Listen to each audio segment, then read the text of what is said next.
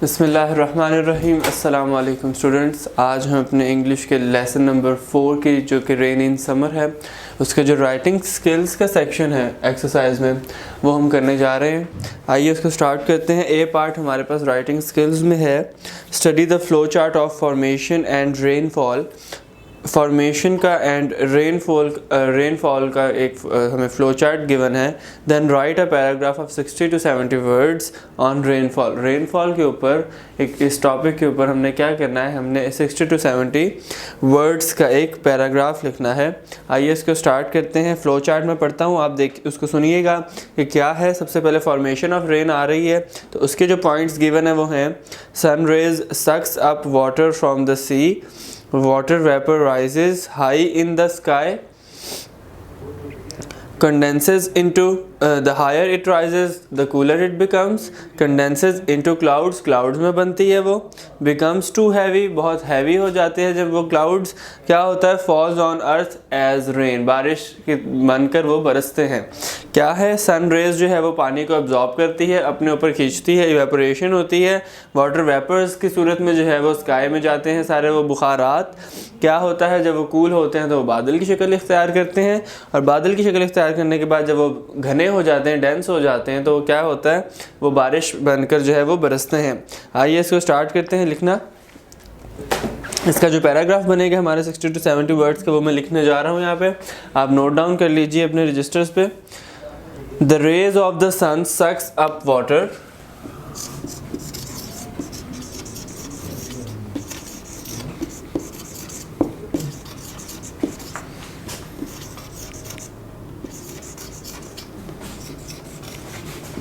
The rays of the sun sucks up water के पानी को जो है वो अब्जॉर्ब करता है, जज्ब करता है। From the rivers seas and oceans, कहाँ से, from the reverse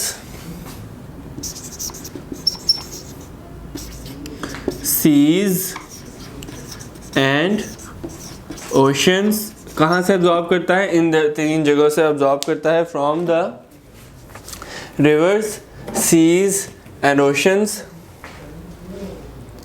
etc. and turn it into vapors and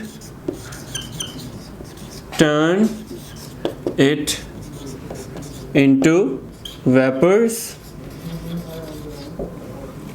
बुखारात में क्या होता है, उनको कन्वर्ट करता है। When these vapors rise into the sky,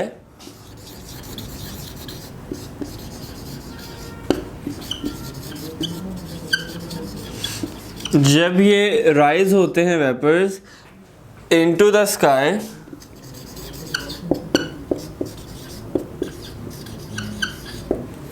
जब ये वेपर्स इनटू द स्काई यानी कि आसमान में राइज होते हैं, आसमान में जाते हैं। द हायर दीज राइज, जितना ऊंचा जाते हैं,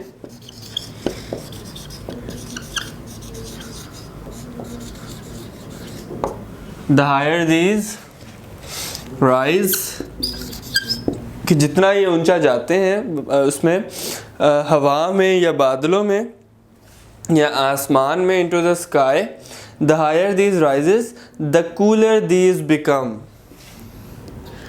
the higher these rises the cooler, यानी ये उतने ही जो हैं वो ठंडे होते हैं।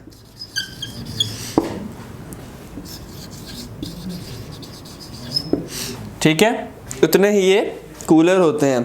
क्या हुआ है उसके बाद है कि and condense into clouds। Flow chart में हमने पढ़ा था, वो जो हमें ग्राफ सा गिवन था कि उसमें क्या होता है, ये कूलर इट बिकम्स, उसके बाद क्या होता है कि ये डेंस होते हैं एंड कंडेंस इनटू क्लाउड्स।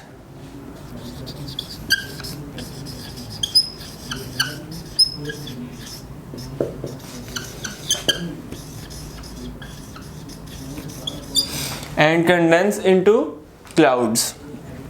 उसके बाद When these drops become too heavy, जब ये बहुत heavy हो जाते हैं, when these drops become too heavy,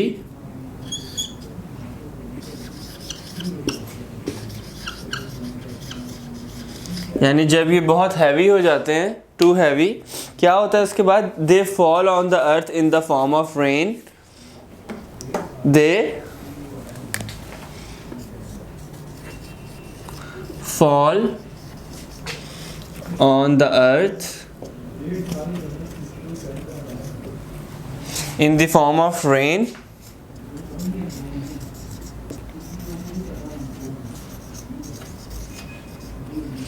ठीक है। रेन की शक्ल में क्या होता है? ये बरसते हैं, फिर फॉल अर्थ पर गिरते हैं बारिश के पानी के कतरों की तरह, ड्यू टू देयर वेट, क्योंकि ये हैवी हो जाते हैं, डेंस हो जाते हैं, तो ये क्या होता है फिर?